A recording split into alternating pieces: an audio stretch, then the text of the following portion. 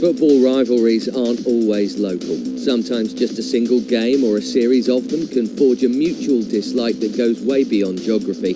For older generations of Chelsea fans, that rival is Leeds. Not just because of the famously filthy cup final of 1970 either. The relationship actually had its roots in the mid-60s. Managed by Tommy Docherty and Don Revie, they represented two very different sides of macho culture. All they had in common was a growing presence in the English game.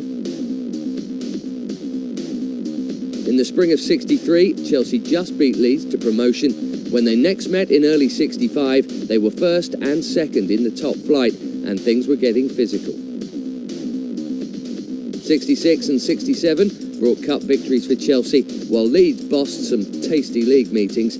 As the 1969-70 campaign began, Dave Sexton was now in charge of the Blues. The clubs then met 6 times in 7 months, ending with the twice-played cup final.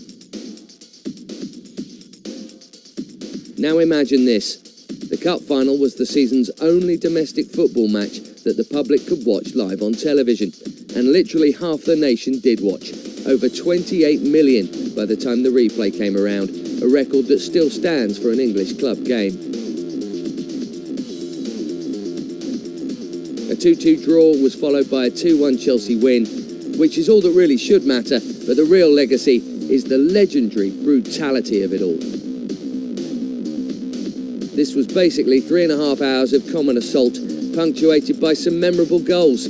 When current referee Michael Oliver watched it back in early 2020, he sent off 11 players. Eric Jennings, who had the honour of officiating both games, only got his yellow card out once. Sadly, that fine Chelsea side would soon break up, and with both clubs spending chunks of time out of the top flight, renewing acquaintance was more rare, but still tasty.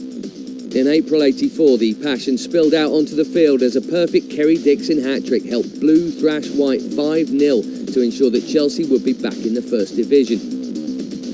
While the meetings in '88-89 belonged to John Bumstead, a comedy effort at Ellen Road was followed by the goal that confirmed another return to the big time.